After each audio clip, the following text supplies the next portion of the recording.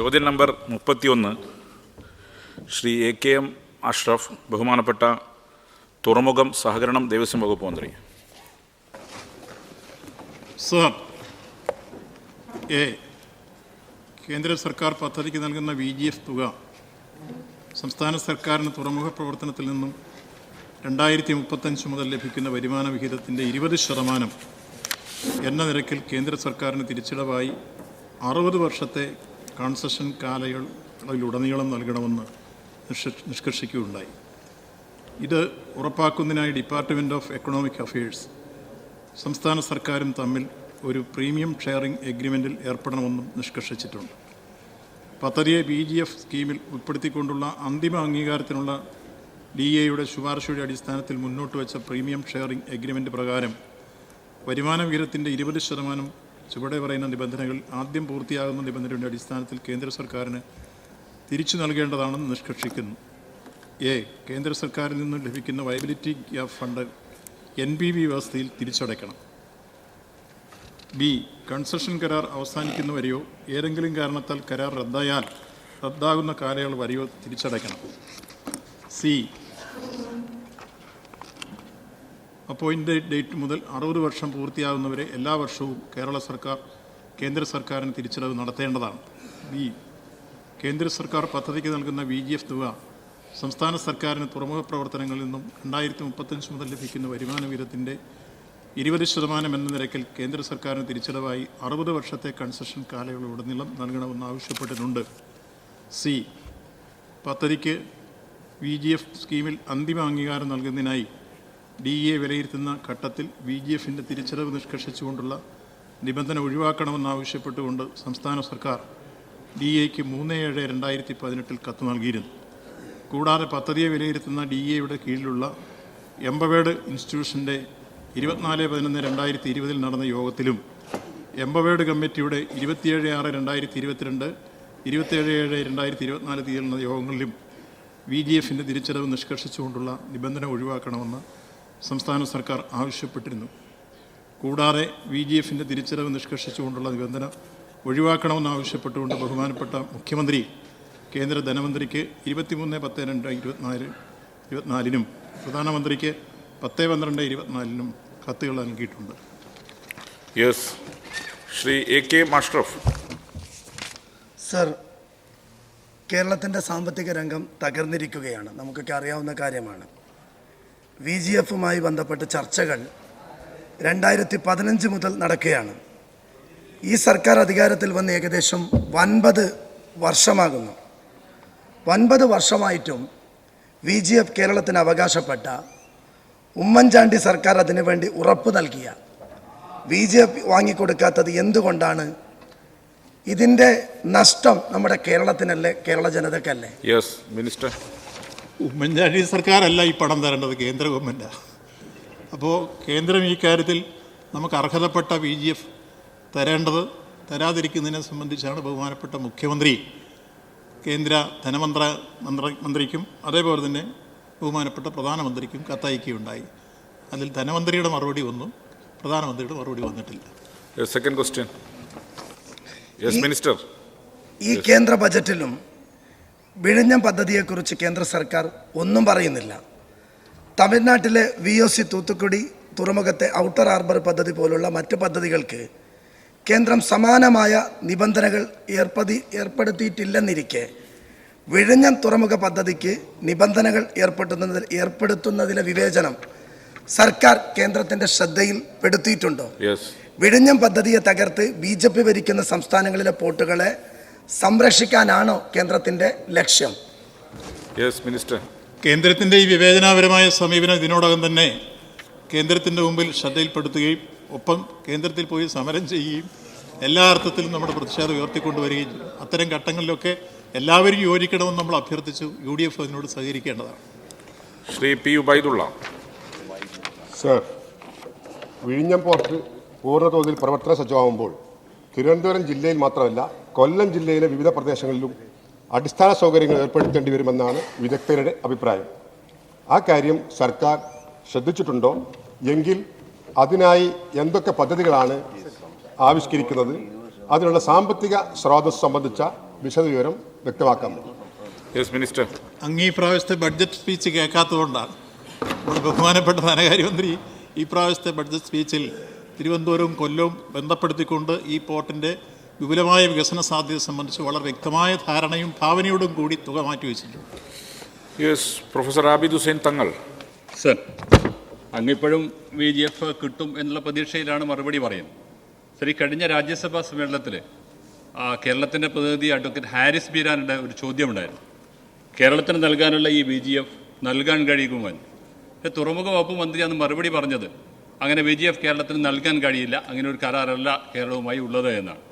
Sir, അത് ലഭിച്ചില്ല എങ്കിൽ കേരളം ഈ തുടർ പ്രവർത്തനം എങ്ങനെ മുന്നോട്ട് കൊണ്ടുപോകാൻ സാധിക്കും എന്നതിനെക്കുറിച്ച് അങ്ങ് പറയാമോ? അതോടൊപ്പം കേരളം നൽകാനുള്ള VGFൻ്റെ ശതമാനം കേരള ഗവൺമെൻറ് ഇതിനു വേണ്ടി നീക്കിവെക്കുകയോ കൊടുക്കുകയോ ചെയ്തിട്ടുണ്ടോ എന്നത് പറയാൻ സാധിക്കും? Yes minister.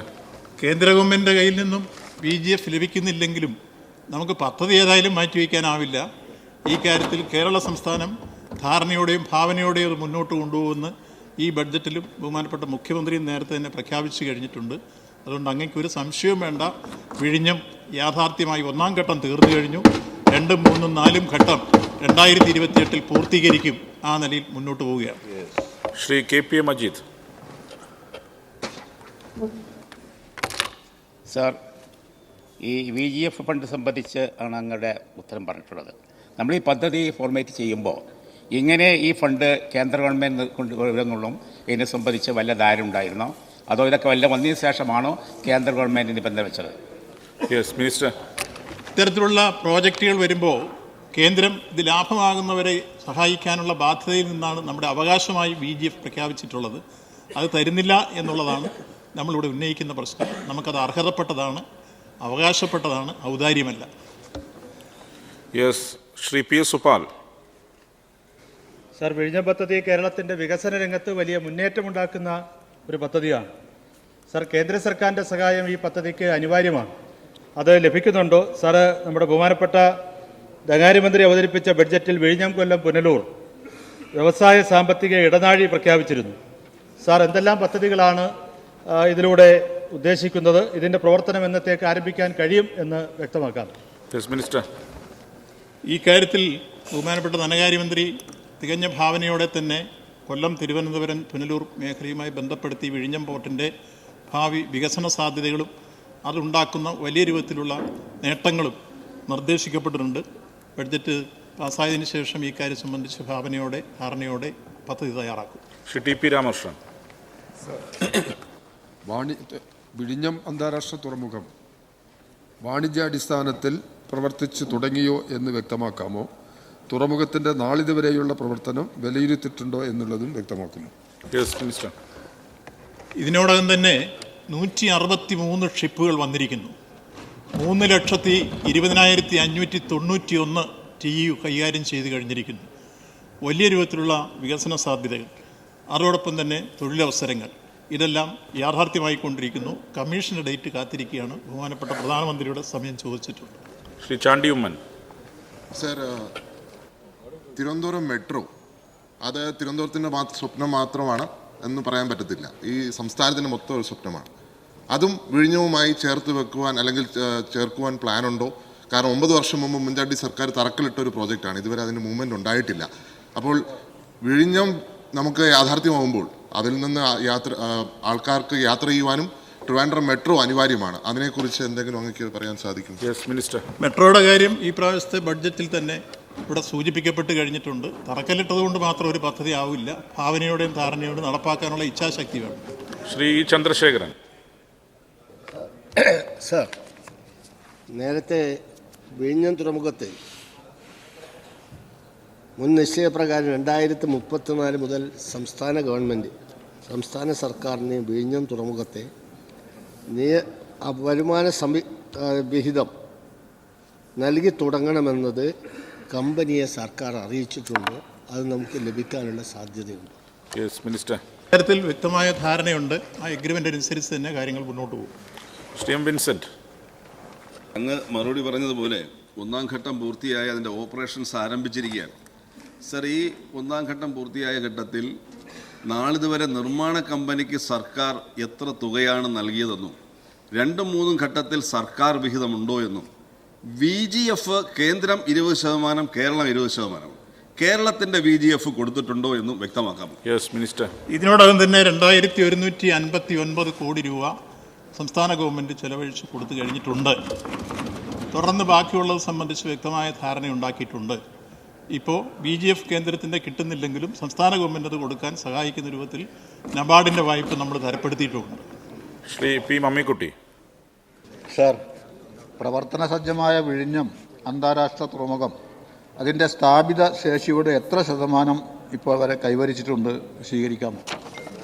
ഇപ്പോൾ ഒന്നാം ഘട്ടത്തിൽ 10 ലക്ഷം കണ്ടെയ്നറാണ്. ഇപ്പോൾ അത് നമുക്ക് ഏതാണ്ട് ആദ്യം ലക്ഷ്യം വെച്ചതിൽ 94% 2 മാസങ്ങൾക്കുള്ളിൽ യാഥാർത്ഥ്യമാക്കാൻ കഴിഞ്ഞിരിക്കുന്നു. 2, 3, 4 ഘട്ടം കഴിയുന്നതോടുകൂടി 30 ലക്ഷം കണ്ടെയ്നറായി രൂപാന്തരപ്പെടും. ശ്രീമതി യു പ്രതിഭ.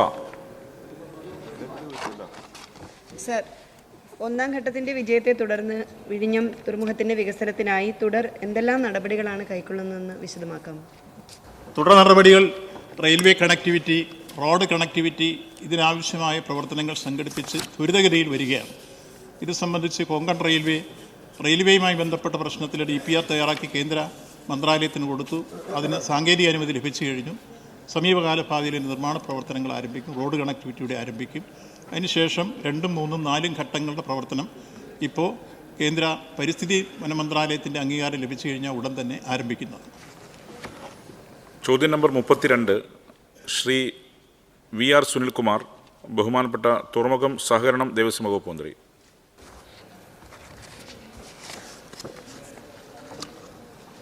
സർ, കേരളത്തിലെ എല്ലാ വിഭാഗം ജനങ്ങൾക്കും കുറഞ്ഞ നിരക്കിൽ വാണിജ്യ സ്വകാര്യ ബാങ്കുകൾ നൽകുന്ന എല്ലാ നൂതന ബാങ്കിംഗ് സേവനങ്ങളും ലഭ്യമാക്കുക. കർഷകർക്കും സംരംഭകർക്കും കുറഞ്ഞ നിരക്കിൽ വായ്പ ലഭ്യമാക്കുക. കാർഷിക ചെറുകിട വ്യവസായ മേഖലയിൽ വൻ പുരോഗതി സാധ്യമാക്കുക. പ്രാഥമിക വായ്പാ സഹകരണ സംഘങ്ങളെ ശക്തിപ്പെടുത്തി കേരളത്തിലെ സഹകരണ മേഖലയുടെ സമഗ്ര പുരോഗതി ഉറപ്പുവരുത്തുക. കേരളത്തിൻ്റെ അടിസ്ഥാന സൗകര്യ മേഖലയിൽ തദ്ദേശ സ്വയംഭരണ സ്ഥാപനങ്ങളോട് സഹകരിച്ച് ത്വരിത വികസനം സാധ്യമാക്കുക തുടങ്ങിയ ബഹുമുഖ ലക്ഷ്യങ്ങളോടെയാണ് സംസ്ഥാന ജില്ലാ ബാങ്കുകളെ യോജിപ്പിച്ച് കേരള ബാങ്ക് രൂപീകരിച്ചിട്ടുള്ളത്. കാർഷിക ആവശ്യങ്ങൾക്കായി KB കിസാൻ മിത്ര വായ്പ പദ്ധതിയും മൂല്യവർദ്ധിത ഉൽപ്പാദനത്തിലൂടെ കർഷകരുടെ വരുമാനവും വർദ്ധിപ്പിക്കുക, സമ്പദ്ഘടനയുടെ വളർച്ച എന്നിവ ലക്ഷ്യമിട്ടുകൊണ്ട് കാർഷിക ഉൽപ്പാദന സംഘടനകൾക്ക് നൽകുന്ന KBFBO എന്ന പ്രത്യേക വായ്പാ പദ്ധതിയും ബാങ്ക് ആവിഷ്കരിച്ച് നടപ്പിലാക്കി വരുന്നുണ്ട്. കൂടാതെ കേരള ബാങ്ക് മുഖേന കാർഷിക സംസ്കരണ മേഖലയിലും മൂല്യവർദ്ധിത ഉൽപ്പന്നങ്ങളുടെ നിർമ്മാണ സംരംഭങ്ങൾക്കുള്ള വായ്പാ സഹായം നൽകുന്നതിന് KB മൈക്രോ ഫുഡ് പ്രോസസ്സിംഗ് വായ്പാ പദ്ധതി നടപ്പിലാക്കിയിട്ടുണ്ട്. 5 വർഷത്തെ പ്രവർത്തനം കൊണ്ട് കേരളത്തിലെ അടിസ്ഥാന ജനവിഭാഗങ്ങളുടെ മുഖ്യ ആശ്രയമായി മാറുന്ന കേരള ബാങ്കിന് കഴിഞ്ഞിട്ടുണ്ട്. ലോകത്താകമാനം ബാങ്കിംഗ് മേഖല സാങ്കേതികവിദ്യയിൽ അധിഷ്ഠിതമായ മാറ്റങ്ങൾക്ക് വിധേയമായി കൊണ്ടിരിക്കുകയാണ്. സഹകരണ ബാങ്കുകൾക്ക് ഈ രംഗത്ത് പിടിച്ചു നിൽക്കണമെങ്കിൽ മൂലധനം വർദ്ധിപ്പിക്കേണ്ടതും സാങ്കേതികവിദ്യയിലൂടെ ആധുനിക സേവനങ്ങൾ നടപ്പാക്കേണ്ടതുണ്ട്. എല്ലാവിധ ജനവിഭാഗങ്ങൾക്കും സ്വീകാര്യമായ കേരളത്തിലെ ഏറ്റവും പ്രധാനപ്പെട്ട ധനകാര്യ സ്ഥാപനമായ കേരള ബാങ്കിനെ മാറ്റുന്നതിന് ബാങ്കിൻ്റെ ജനകീയത നിലനിർത്തുന്നതിനോടൊപ്പം പ്രൊഫഷണലിസവും അനിവാര്യമാണ്. കോവിഡ് അതിവ്യാപനം മൂലം ഉണ്ടായ സാമ്പത്തിക പ്രതിസന്ധി ബാങ്കിംഗ് മേഖലയെ പൊതുവിലും കേരള ബാങ്കിനെ പ്രതികൂലമായും ബാധിക്കുന്ന സാഹചര്യത്തിലാണ് കേരള ബാങ്ക് BD നമ്പർ 1 എന്ന ക്യാമ്പയിൻ ആരംഭിക്കാൻ തീരുമാനിച്ചത്. കേരള ബാങ്കിനെ സംസ്ഥാനത്തെ ഒന്നാമത്തെ ബാങ്കാക്കുക എന്ന ലക്ഷ്യത്തോടെ കേരള ബാങ്കിലെ മുഴുവൻ ജീവനക്കാർ, ഭരണസമിതി അംഗങ്ങൾ എന്നിവരുടെ പങ്കെടുപ്പിച്ചുകൊണ്ട് സംസ്ഥാന തലത്തിൽ സംഘടിപ്പിച്ച BD നമ്പർ 1 ക്യാമ്പയിൻ പ്രവർത്തന മികവ് കൊണ്ട് ശ്രദ്ധേയമായി. 2021 ഡിസംബർ 1 മുതൽ 22 മാർച്ച് 31 വരെ 4 മാസം നീണ്ടുനിന്ന ക്യാമ്പയിൻ ബാങ്കിൻ്റെ ബിസിനസ് വളർച്ചയിൽ ഗണ്യമായ പുരോഗതി ഉണ്ടാക്കി. 14 വ്യത്യസ്ത ബാങ്കുകളിലെ കോർ ബാങ്കിംഗ് സംവിധാനങ്ങളെ ഏകീകൃതമായ ഒറ്റ സംവിധാനമായി മാറ്റുന്ന പ്രക്രിയ പൂർത്തീകരിക്കാൻ സാധിച്ചു. ബാങ്കിൻ്റെ ഡിജിറ്റൽ സേവനങ്ങൾ ഇടപാടുകാരിലേക്ക് എത്തിക്കുന്നതിനായി KB പ്രൈം കൂടാതെ പ്രാഥമിക സഹകരണ ബാങ്കുകൾക്ക് ഉപയോഗിക്കുന്നതിനായി KB പ്രൈം പ്ലസ് എന്നീ മൊബൈൽ ബാങ്കിംഗ് ആപ്ലിക്കേഷനും പ്രവർത്തന സജ്ജമാക്കിയിട്ടുണ്ട്. മൊബൈൽ ബാങ്കിംഗ് സംവിധാനം ഉപയോഗിച്ച് IMBS, നെഫ്റ്റ്, RTGS എന്നീ സംവിധാനങ്ങളുടെ ഇടപാടുകൾ നടത്തുവാൻ സാധിക്കുന്നതാണ്. കൂടാതെ UPI സംവിധാനത്തിലൂടെ ഗൂഗിൾ പേ, പേറ്റേൺ ഇടപാടുകൾ നടത്തുന്നതിനുള്ള സംവിധാനവും പ്രവർത്തന സജ്ജമാക്കിയിട്ടുള്ളതാണ്. ഇടപാടുകാർക്ക് BBPS സംവിധാനത്തിലൂടെ ബില്ലുകൾ അടയ്ക്കുന്നതിനുള്ള സംവിധാനവും മൊബൈൽ ആപ്ലിക്കേഷൻ ഉൾപ്പെടുത്തിയിട്ടുണ്ട്. നിലവിൽ കേരള ബാങ്കിന് 120 ATM മെഷീനുകളും സംസ്ഥാനത്ത് പ്രവർത്തനം തുടങ്ങിയിട്ടുണ്ട്. 2025 അന്തർദേശീയ സഹകരണ വർഷമായി ഐക്യരാഷ്ട്രസഭ പ്രഖ്യാപിച്ചിട്ടുള്ളതും കേരള ബാങ്ക് ഭരണസമിതിയുടെ 5ാം വർഷവും കണക്കിലെടുത്ത് ഒരു വർഷത്തെ കർമ്മപദ്ധതി തയ്യാറാക്കി കേരള ബാങ്കിൻ്റെയും പ്രാഥമിക സഹകരണ ബാങ്കുകളുടെയും ബിസിനസ് വർദ്ധിപ്പിച്ച് സംസ്ഥാനത്തെ സഹകരണ മേഖലയെ ശക്തിപ്പെടുത്തി സംസ്ഥാനത്തിൻ്റെ സാമ്പത്തിക വികസനത്തിന് ചാലകശക്തിയായി മാറുക എന്ന ലക്ഷ്യത്തോടെയാണ് പ്രവർത്തിച്ചു വരുന്നത്. യുവജനങ്ങളെ കൂടുതലായി സഹകരണ പ്രസ്ഥാനത്തിലേക്ക് ആകർഷിക്കുക എന്നത് അന്തർദേശീയ സഹകരണ വർഷത്തിലെ ഐക്യരാഷ്ട്രസഭയുടെ മുഖ്യ ലക്ഷ്യങ്ങളിലൊന്നാണ്. അതിനനുസൃതമായി ബാങ്കിംഗ് ഉൽപ്പന്നങ്ങളും സേവനങ്ങളും ബാങ്ക് രൂപകൽപ്പന ചെയ്തു വരുന്നു. ഇതിനായി എല്ലാ വിഭാഗം കറണ്ട് സേവിങ്സ് അക്കൗണ്ടുകൾക്കും ബാങ്ക് മിനിമം ബാലൻസ്, ത്രൈമാസ ശരാശരി ബാലൻസ് എന്നീ നിബന്ധനകൾ പൂർണ്ണമായും ഒഴിവാക്കിയിട്ടുണ്ട്. സ്വകാര്യ ബാങ്കുകൾ ഉയർന്ന ത്രൈമാസ ശരാശരി ബാലൻസ് വ്യവസ്ഥ പാലിക്കുന്നതിൽ വീഴ്ച വരുത്തുമ്പോൾ വലിയ പിഴ ഈടാക്കുന്ന അവസ്ഥയുള്ളപ്പോൾ ഈ ഇനത്തിൽ കേരള ബാങ്ക് യാതൊരു ചാർജും ഈടാക്കുന്നില്ല. കേരള ബാങ്കിൻ്റെ ലോക്കൽ വാടക ഗ്രാമീണ മേഖലയിൽ പ്രതിവർഷം വെറും 500 രൂപ മാത്രമാണ്. ഇത് ഈ മേഖലയിൽ ഏറ്റവും കുറഞ്ഞ നിരക്കുകളിലൊന്നാണ്. കാർഷിക മേഖലയുടെ ശാക്തീകരണത്തിനായി പ്രാഥമിക സംഘങ്ങൾക്ക് നൽകുന്ന വായ്പ പലിശ നിരക്കിൽ കുറവ് വരുത്തിയുണ്ടായി. കർഷകർക്ക് പ്രാഥമിക സംഘങ്ങളിൽ നിന്നും 6% പലിശ നിരക്കിൽ കാർഷിക വായ്പ നൽകുന്നതിന് ഇത് സഹായകരമായി. കേരള ബാങ്ക് രൂപീകരണത്തെ തുടർന്ന് വായ്പാ പദ്ധതികൾ ഏകീകരിക്കുകയും എല്ലാ വിഭാഗം ജനങ്ങൾക്കും അനുയോജ്യമായ രീതിയിൽ 50%-ലധികം പുതിയ വായ്പാ പദ്ധതികൾ ആവിഷ്കരിച്ച് നടപ്പാക്കി വരുന്നു. ഗ്രാമീണ മേഖലയിലേക്ക് കൂടുതൽ ബാങ്കിംഗ് സേവനങ്ങൾ, പ്രത്യേകിച്ച് ഡിജിറ്റൽ സേവനങ്ങൾ എത്തിക്കുന്നതിന് മിനിസ്റ്റർ ടേബിൾ ചെയ്തോ? Yes. Thank you. Shri VR Sunilkumar. Sir, കേരളത്തിൻ്റെ നട്ടെല്ലായ സഹകരണ മേഖലയെ തകർക്കാനുള്ള കേന്ദ്ര സർക്കാർ നടപടികളുടെ ഭാഗമായി കേരള ബാങ്കിനെ B ക്ലാസ്സിൽ നിന്നും C ക്ലാസ് പട്ടികയിലേക്ക് തരം താഴ്ത്തിയിട്ടുണ്ടോ എങ്കിൽ ഇത് ബാങ്ക് പ്രവർത്തനത്തെ ഏതു തരത്തിലാണ് ബാധിക്കുന്നതെന്നും ഇത് പരിഹരിക്കുന്നതിന് എന്തൊക്കെ നടപടികളാണ് സ്വീകരിച്ചതെന്നും അറിയിക്കാം. ഇക്കാര്യത്തിൽ നബാർഡിൻ്റെ ഭാഗത്തുനിന്നുണ്ടായ ഇടപെടൽ 95% പരിഹരിച്ച് നബാർഡ് അത് അംഗീകരിച്ച് കഴിഞ്ഞിരിക്കുന്നു. ഈ പ്രശ്നം പരിഹരിക്കുന്ന രൂപത്തിലേക്ക് എത്തിക്കഴിഞ്ഞിരിക്കുന്നു. Second question. സാർ, എല്ലാ വിഭാഗം ജനങ്ങളെയും ഉൾക്കൊള്ളുന്നതും ആധുനിക ബാങ്കിംഗ് സേവനങ്ങൾ കുറഞ്ഞ ചിലവിൽ ലഭ്യമാകുന്നതും എന്നാൽ സഹകരണ മൂല്യങ്ങളിൽ അധിഷ്ഠിതവുമായ ഒരു പ്രൊഫഷണൽ ബാങ്കായി കേരള ബാങ്കിനെ ഉയർത്തിക്കൊണ്ടുവരാൻ സർക്കാർ ആലോചിക്കുന്നുണ്ടോ എങ്കിൽ ഇതിന് സ്വീകരിക്കുന്ന നടപടികൾ അറിയിക്കാം. ബഹുമാനപ്പെട്ട മിനിസ്റ്റർ. ന്യൂജൻ ബാങ്കിനോടൊപ്പം കോമ്പീറ്റ് ചെയ്യാൻ കഴിയുന്ന എല്ലാ ആധുനിക സംവിധാനങ്ങളും കേരള ബാങ്കിൽ നടപ്പാക്കി കഴിഞ്ഞു. അതാണ് mobile banking, internet banking, RTGS, NEFT, IMUPS, Google Pay, ഇതെല്ലാം നടപ്പാക്കി കഴിഞ്ഞതിനോടൊപ്പം ബിസിനസ് രംഗത്തുണ്ടായ വൻ പുരോഗതി കേരളത്തിൽ ഇന്ത്യയിലെ ഒന്നാമത്തെ സഹകരണ ബാങ്കായി 50,200 കോടി രൂപ നമുക്ക് വായ്പ കൊടുക്കാൻ കഴിഞ്ഞിരിക്കുന്നു എന്ന രൂപത്തിലേക്ക് എത്തി. ഇത് കേരളത്തിലെ 45 ബാങ്കുകളിൽ 5 ബാങ്കുകൾക്ക് മാത്രം കഴിഞ്ഞിട്ടുള്ള കാര്യമാണ്. അതിലൊന്ന് Kerala bank. Shri GS Jayalal. Sir, Kerala ബാങ്കിൻ്റെ ബിസിനസ് വൈവിധ്യവൽക്കരണ ഉൽപ്പന്ന നവീകരണ സെൻറ്റർ പ്രവർത്തനം ആരംഭിച്ചിട്ടുണ്ടോ? എൻ്റെ വിശദാംശങ്ങൾ അറിയിക്കാമോ? സർ, അതുപോലെ സഹകരണ മേഖലയിലൂടെ ശേഖരിക്കുന്ന വിഭവങ്ങൾ വായ്പയ്ക്ക് ഉപരിയായിട്ട് നാടിൻ്റെ പൊതുവികസനത്തിന് ഉപയോഗിക്കാൻ കഴിയുന്ന എന്തെങ്കിലും പദ്ധതികൾ ആവിഷ്കരിച്ചിട്ടുണ്ട്? മിനിസ്റ്റർ. ഇക്കാര്യത്തിൽ തദ്ദേശ സ്വയംഭരണ സ്ഥാപനങ്ങളുമായി ബന്ധപ്പെട്ട് വികസന സാധ്യതകൾ ആരായുന്ന രൂപത്തിലേക്ക് ചില കാഴ്ചപ്പാടുകൾ ഉയർത്തിക്കൊണ്ട് വന്നിട്ടുണ്ട്. നിയമത്തിൽ വ്യവസ്ഥ ചെയ്ത് കഴിഞ്ഞിട്ടുണ്ട്. ഒപ്പം ഭാവനാസമ്പന്നമായ ബിസിനസ് ഇപ്പോൾ പ്ലാൻ ചെയ്ത് കഴിഞ്ഞിട്ടുണ്ട്, അത് നടപ്പാക്കിക്കൊണ്ടിരിക്കുകയാണ്. ശ്രീ മുഹമ്മദ് മോഹസിൻ. സർ, കേരള ബാങ്ക് അതിൽ പ്രൊഫഷണലിസം വർദ്ധിപ്പിക്കുന്നതിനും ആധുനികവൽക്കരിക്കുന്നതിനും ശ്രദ്ധേയമായ പ്രവർത്തനമാണ് ഇപ്പോൾ കാഴ്ചവെക്കുന്നത്. നമ്മുടെ നാട്ടിലെ യുവാക്കൾക്ക് അവർക്ക് വേണ്ടി പ്രത്യേകം ഇൻവെസ്റ്റ്മെൻറ്റ് പ്ലാനും അതുപോലെ തന്നെ വളരെ വേഗത്തിൽ എഡ്യൂക്കേഷൻ ലോൺ അടക്കമുള്ളത് ലഭ്യമാക്കാനും സ്റ്റാർട്ടപ്പിനെ പ്രോത്സാഹിപ്പിക്കുന്നതിന് വേണ്ടിയിട്ട് ആകർഷകമായ രീതിയിൽ വായ്പ നൽകാനും പിന്നെ വളരെ വേഗത്തിൽ ഡിജിറ്റൽ പേയ്മെൻ്റ് അടക്കമുള്ളത് ലഭ്യമാക്കിക്കൊണ്ട് യുവാക്കൾക്ക് ആകർഷകമായ രീതിയിൽ പ്രത്യേക പാക്കേജായിട്ട് അവതരിപ്പിക്കുന്നുണ്ടോ, ചെയ്തിട്ടുണ്ടോ, ഇല്ലെങ്കിൽ അത് ചെയ്യുമോ എന്നുള്ളതാണ് എൻ്റെ ചോദ്യം. മിനിസ്റ്റർ. ഇപ്പോൾ തന്നെ അത്തരം പദ്ധതികൾക്ക് രൂപം കൊടുത്തതിൻ്റെ ഉള്ളടക്കം ഞാൻ ആദ്യം വായിച്ച ഉള്ളടക്കത്തിലുണ്ട്. തുടർന്നും യൗവനങ്ങൾക്ക് വലിയ രൂപത്തിലുള്ള പ്രതീക്ഷ നൽകുന്ന സംരംഭങ്ങൾ ആരംഭിക്കാൻ ആവശ്യമായിട്ടുള്ള വായ്പകൾക്ക് രൂപവും ഭാവവും ഇപ്പം നൽകി വരുന്നുമുണ്ട്. ഇനിയും അത് ചെയ്യും. ശ്രീ CC മുകുന്ദൻ. സാർ, നമ്മുടെ കേരള ബാങ്കുമായി യുവതലമുറയെ ആകർഷിക്കുകയും മെച്ചപ്പെട്ട തൊഴിലവസരങ്ങൾ ലഭ്യമാക്കുകയും ചെയ്യുക എന്ന ലക്ഷ്യം മുൻനിർത്തി കേരള ബാങ്ക് പദ്ധതികൾ നടപ്പാക്കിയിട്ടുണ്ടോ? മിനിസ്റ്റർ. സംബന്ധിച്ച ഉള്ളടക്കം ഞാൻ പറഞ്ഞു കഴിഞ്ഞു. Shri C R Mahesh. സാറേ, പണ്ട് കാലത്ത് ബാങ്കുകൾ ഈ കുടിശ്ശിക വരുത്തുമ്പോൾ ജപ്തി നടപടികളുടെ ഭാഗമായിട്ട് ഈ വീടുകളിലേക്ക് ആളുകളെ അപമാനിക്കുന്ന തരത്തിൽ ഈ ചെണ്ടയും മദ്രവും കൊട്ടി വരുമായിരുന്നു. ഇപ്പോൾ എന്തായാലും അത് നിന്നിരിക്കുകയാണ്. പക്ഷേ ഇപ്പോഴും 5 സെൻറ്റ് 10 സെൻറ്റുള്ള പാവങ്ങളുടെ വീട്ടിൽ ഈ നടപടികളുടെ ഭാഗമായി വലിയ ബോർഡടിച്ച് വെക്കുന്നത് നിമിത്തം അവർക്കിത് വിറ്റുപോലും അടയ്ക്കാൻ പറ്റാതെ മാനസികമായി തകരുകയും ആത്മഹത്യയിലേക്ക് നയിക്കുകയും ഒക്കെ ചെയ്യുന്നുണ്ട്. സാർ, ഈ ബോർഡടിച്ച് വെക്കുന്ന അപമാനിക്കുന്ന ഒരു സംവിധാനം നിർത്തലാക്കാൻ അങ്ങേക്ക് ഉദ്ദേശമുണ്ട്? ഇക്കാര്യത്തിൽ ഗവൺമെന്റിനെ സംബന്ധിച്ചുള്ള ആദ്യം തന്നെ ബഹുമാനപ്പെട്ട മുഖ്യമന്ത്രി പ്രഖ്യാപിച്ചൊരു നയമുണ്ട്.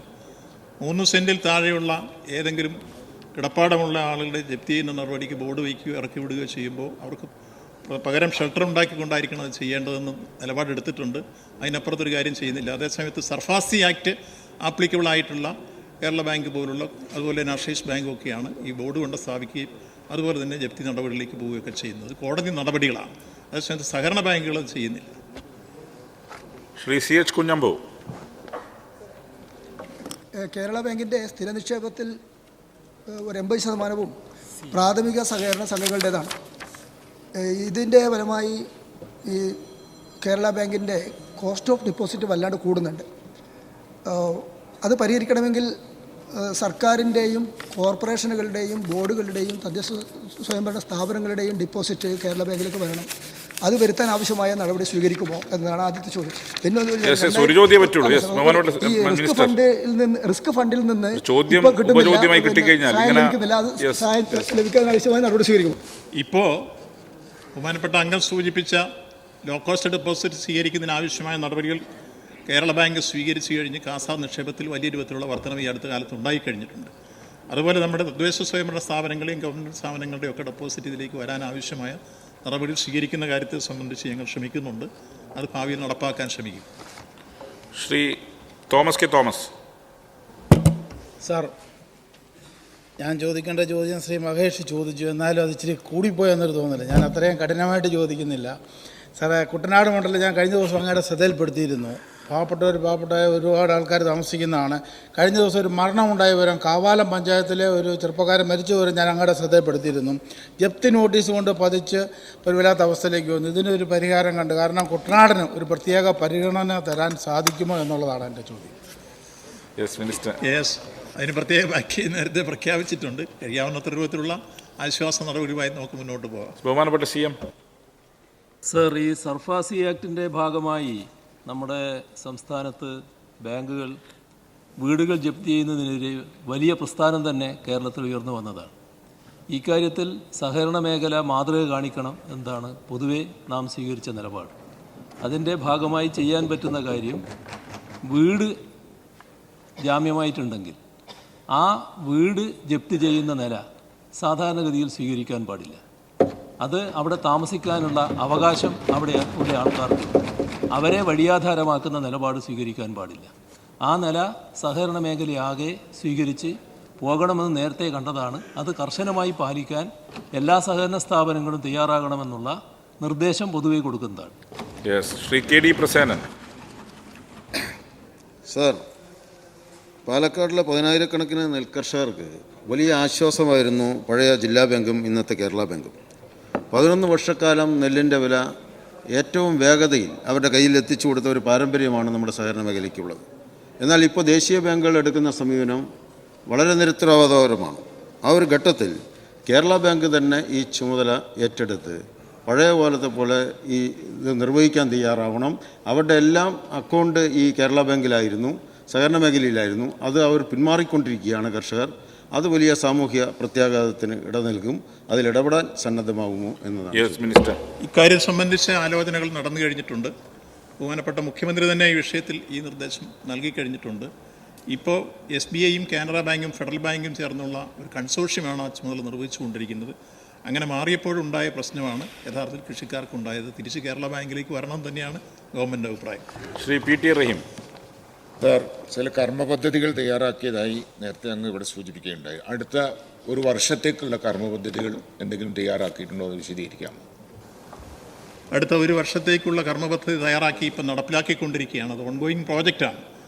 അതിൽ ബിസിനസ് വർദ്ധിപ്പിക്കാൻ ആവശ്യമായതും കാർഷിക മേഖലയുടെ പുനരുദ്ധാരണവും ഒപ്പം നൂജൻ ബാങ്കിൻ്റെ എല്ലാ അർത്ഥത്തിലുള്ള വ്യാപനവും അതിൻ്റെ പ്രവർത്തനവും ഉയർത്തിക്കൊണ്ടുവരുന്ന ഉൾപ്പെടെ റിക്കവറി ശക്തിപ്പെടുത്താനും ഉൾപ്പെടെയുള്ള ക്യാമ്പയിനാണ് കർമ്മ പദ്ധതിയായി തയ്യാറാക്കിയിട്ടുള്ളത്. അതിൻ്റെ ഫലമായി നല്ല റിസൾട്ടാണ് ഉണ്ടായിക്കൊണ്ടിരിക്കുന്നത്. ശ്രീ എച്ച് സലാം. പ്രാഥമിക സഹകരണ സംഘത്തിൻ്റെയും കേരള ബാങ്കിൻ്റെയും പലിശ നിരക്കിലുള്ള വ്യത്യാസം മൂലം പ്രൈമറി സംഘങ്ങൾക്കുണ്ടാകുന്ന ചില പ്രയാസങ്ങളുണ്ട്. അത് പരിഹരിക്കാൻ എന്ത് നടപടി സ്വീകരിക്കാൻ കഴിയും എന്നുള്ളതാണ് ചോദ്യം. Yes minister. മുമ്പ് ഇത് രണ്ടും ഒരു പലിശ നിർണ്ണയ കമ്മിറ്റി RCSൻ്റെ നിയന്ത്രണത്തിലുള്ള ഒരു കമ്മിറ്റിയായിരുന്നു നിയന്ത്രിച്ചിരുന്നെങ്കിൽ RBI കേരള ബാങ്ക് വന്നതോടുകൂടി പലിശ നിരക്ക് കേരള ബാങ്കിനെ സ്വതന്ത്രമാക്കി മാറ്റണമെന്ന നിർദ്ദേശം നിഷ്കർഷിക്കുകയും അതിൻ്റെ അടിസ്ഥാനത്തിൽ കേരള ബാങ്ക് സ്വതന്ത്രമായി തീരുമാനിക്കുകയും ചെയ്തു. ഇപ്പോൾ ഇത് തമ്മിലുള്ള വ്യത്യാസം നികത്തുന്നതിന് വേണ്ടി കൂടിയാലോചനയ്ക്ക് ഒരു ഡേറ്റ് നിശ്ചയിച്ചിട്ടുണ്ട്. ചോദ്യം നമ്പർ 33 ശ്രീ CK ഹരീന്ദ്രൻ, ബഹുമാനപ്പെട്ട വൈദ്യുതി വകുപ്പ് മന്ത്രി.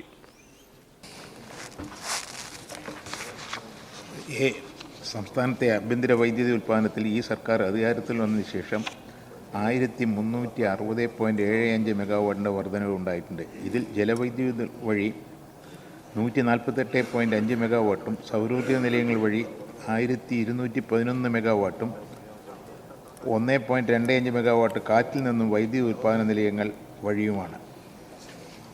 ബി. ആഭ്യന്തര ഉൽപ്പാദനം മെച്ചപ്പെടുത്താൻ നടപടികൾ സ്വീകരിച്ചതിൻ്റെ ഭാഗമായി 148.55 മെഗാവാട്ടിൻ്റെ ജലവൈദ്യുതി പദ്ധതികളാണ് സംസ്ഥാനത്ത് കഴിഞ്ഞ 21 മുതൽ 24 വരെ പൂർത്തിയാക്കിയത്.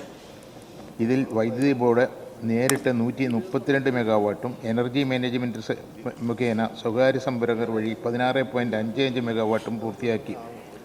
Upper Kallar 2 megawatt, Peringalkuthu 24 megawatt, Peruvannamuzhi 6 megawatt, Thottiyar 40 megawatt, Pallivasal വിപുലീകരണ പദ്ധതി 60 മെഗാവാട്ട്, അത് ട്രയൽ റൺ പുരോഗമിക്കുകയാണ്.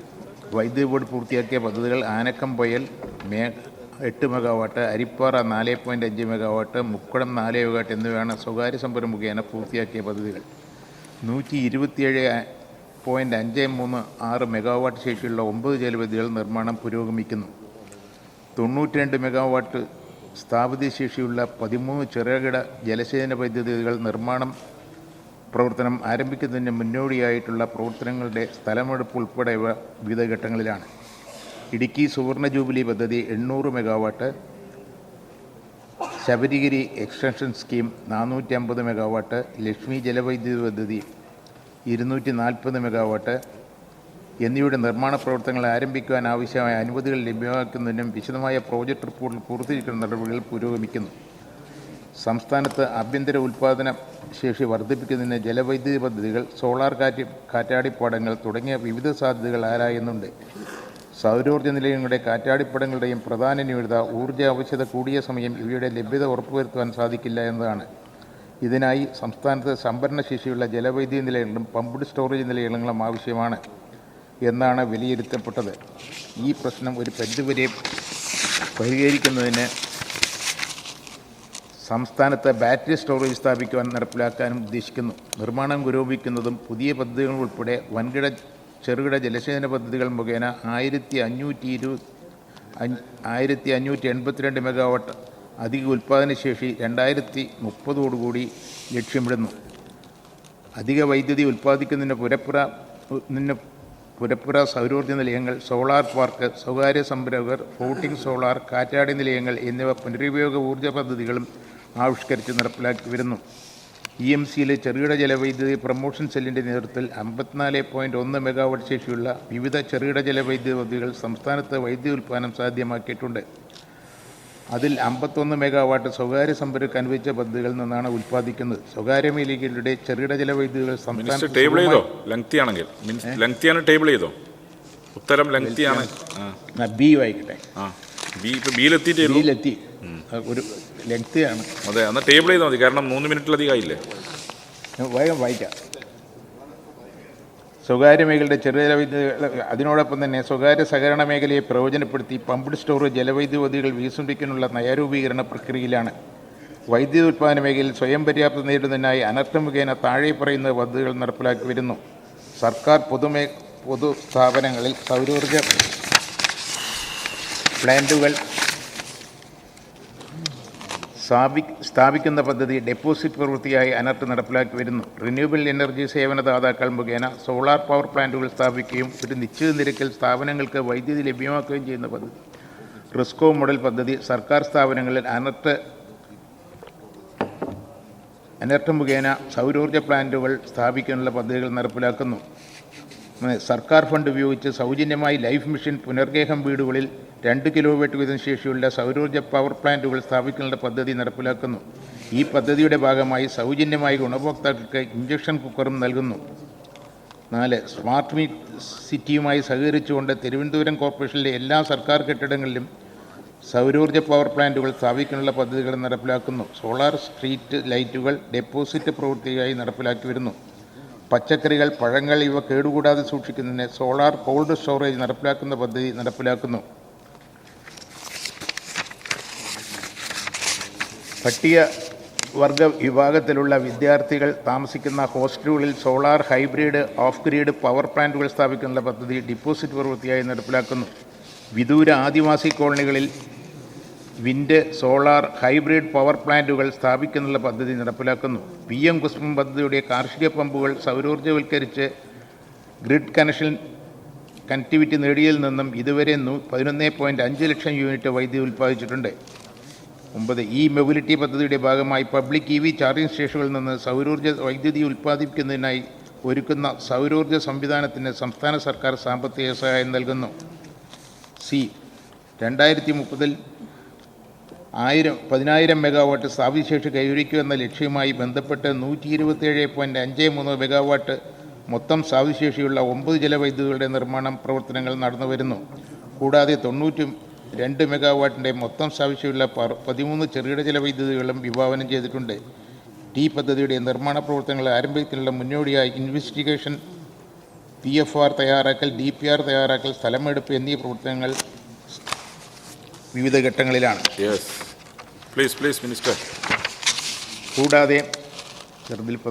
കൂടാതെ ഡാമുകളിൽ നിന്നും പുറന്തള്ളുന്ന വെള്ളം പമ്പ് ചെയ്ത് വൈദ്യുതി ഉൽപ്പാദനം സാധ്യമാക്കുന്ന പമ്പ്ഡ് സ്റ്റോറേജ് പദ്ധതികൾ നടപ്പിലാക്കുന്നതിനുള്ള പ്രവർത്തനങ്ങൾ നടന്നുവരുന്നു. ഇതിൽ 2 പദ്ധതികൾ മഞ്ഞപ്പുറ, മുതിരപ്പുഴ നടപ്പാക്കിയുള്ള സർക്കാരിൻ്റെ തത്വത്തിൽ അനുമതി നൽകിയിട്ടുണ്ട്. ഈ പദ്ധതികളും 2030 പൂർത്തിയാക്കാൻ കഴിയുമെന്ന് പ്രതീക്ഷിക്കുന്നു. 2030 സംസ്ഥാനത്തെ വൈദ്യുതി ആവശ്യകത 10,000 മെഗാവാട്ട് എത്തിയാലും ആയത് നിറവേറ്റുവാൻ ഉതകുന്ന വിധം ആഭ്യന്തര ഉൽപ്പാദനം വർദ്ധിപ്പിക്കാനും സ്റ്റോറേജ് സംവിധാനം ഉറപ്പുവരുത്തുവാനും കൂടാതെ സംസ്ഥാനത്തിൻ്റെ വൈദ്യുതി ഇറക്കുമതി ശേഷി വർദ്ധിപ്പിക്കുന്നതിനും അതോടൊപ്പം തന്നെ അത്രയും വൈദ്യുതി സംസ്ഥാനത്തുടനീളം തടസ്സരഹിതമായി എത്തിക്കുവാനും വിവിധ പ്രസരണ വിതരണ ശൃംഖലകൾ ശക്തിപ്പെടുത്താനും ആണ് KICBL ലക്ഷ്യമിടുന്നത്. ഇതിന് പുറമെ വരും വർഷങ്ങളിൽ ഏകദേശം 1,500 മെഗാവാട്ട് വൻകിട ജലവൈദ്യുതികളിൽ നിന്നും കണ്ടെത്താൻ ഉദ്ദേശിക്കുന്നു. 800 മെഗാവാട്ട് ശേഷിയുള്ള ഇടുക്കി പദ്ധതിയുടെ 2ാം ഘട്ടം, 240 മെഗാവാട്ട് ശേഷിയുള്ള ലക്ഷ്മി, 450 മെഗാവാട്ട് ശേഷിയുള്ള ശബരിഗിരി എക്സ്റ്റൻഷൻ പദ്ധതിക്ക് എന്നിവയ്ക്ക് പുറമെ 15ഓളം മറ്റു ജലവൈദ്യുതികളും പരിഗണനയിലുണ്ട്. ഈ കാലയളവിൽ 450 മെഗാവാട്ട് കാറ്റാടി നിലയിൽ നിന്ന് കണ്ടെത്താൻ സാധിക്കുമെന്ന് കരുതുന്നു. 2030 സോളാർ സ്ഥാപിതശേഷി 3000 മുതൽ 3500 മെഗാവാട്ട് ആകാനിടയുണ്ട്. പകൽ സമയം വൈദ്യുതിയും രാത്രികാലങ്ങളിൽ കടുത്ത കമ്മിയും എന്ന സ്ഥിതി വരും വർഷങ്ങളിൽ കൂടുതൽ പ്രകടമാകും. ഇത് കണക്കിലെടുത്ത് സ്റ്റോറേജ് നിലയങ്ങൾ സ്ഥാപിക്കുകയും വരും വർഷങ്ങളിൽ 10 നിലയങ്ങളിൽ നിന്നായി 3,300 മെഗാവാട്ട് പമ്പ്ഡ് സ്റ്റോറേജ് നിലയങ്ങളും ഏകദേശം 2,000 മെഗാവാട്ട് ശേഷിയുള്ള ബാറ്ററി സ്റ്റോറേജ് പദ്ധതികളും ആവശ്യാനുസരണം കേരളത്തിൽ സ്ഥാപിക്കാനാണ് ഉദ്ദേശിക്കുന്നത്. ആദ്യഘട്ടത്തിൽ 250 മെഗാവാട്ട്. മിനിസ്റ്റർ 8 മിനിറ്റായി, ഇനി ടേബിൾ ചെയ്തോ. Shri CK Harindran. Sir, solar വൈദ്യുതി ഉത്പാദനത്തിൽ ഈ സർക്കാരിൻ്റെ കാലത്ത് വലിയ കുതിച്ചുചാട്ടം ഉണ്ടായിട്ടുണ്ട്. ദീർഘകാലമായി നിർമ്മാണം മുടങ്ങിക്കിടന്ന ജലവൈദ്യുത പദ്ധതികൾ പ്രവർത്തനം പുനരാരംഭിച്ചവ കമ്മീഷൻ ചെയ്യുന്നതിനായി എന്തൊക്കെ നടപടികളാണ് സർക്കാർ സ്വീകരിച്ചത് എന്ന് വ്യക്തമാക്കാം. ജലവൈദ്യുതി പദ്ധതികൾ കമ്മീഷൻ ചെയ്യാൻ എന്താ പറഞ്ഞത്? ഒന്ന് റിപ്പീറ്റ് ചെയ്തോ ബഹുമാനപ്പെട്ട അംഗം. ജലവൈദ്യുതി പദ്ധതികൾ. സാർ, സോളാർ വൈദ്യുതി ഉൽപ്പാദനത്തിൽ ഈ സർക്കാരിൻ്റെ കാലത്ത് വലിയ കുതിച്ചുചാട്ടം ഉണ്ടായിട്ടുണ്ട്. ഇത് സാധ്യമാക്കുന്നതിന് സർക്കാർ സ്വീകരിച്ച നടപടികൾ, അതോടൊപ്പം ദീർഘകാലമായി നിർമ്മാണം മുടങ്ങിക്കിടന്ന ജലവൈദ്യുത പദ്ധതികൾ പ്രവർത്തനം പുനരാരംഭിച്ചവ കമ്മീഷൻ ചെയ്യുന്നതിനായി എന്തൊക്കെ നടപടികളാണ് സ്വീകരിച്ചത്?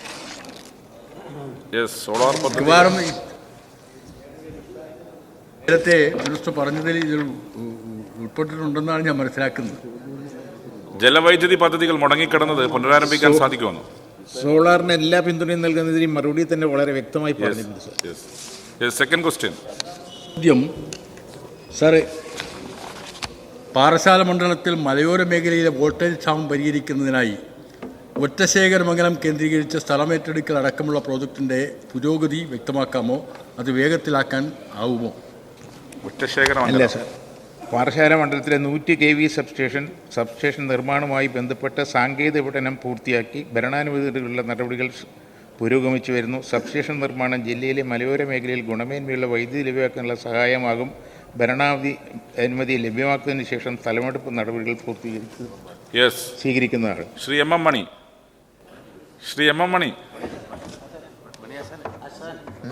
ചോദ്യം ശ്രീ എം എം മണി ചോദ്യമായി.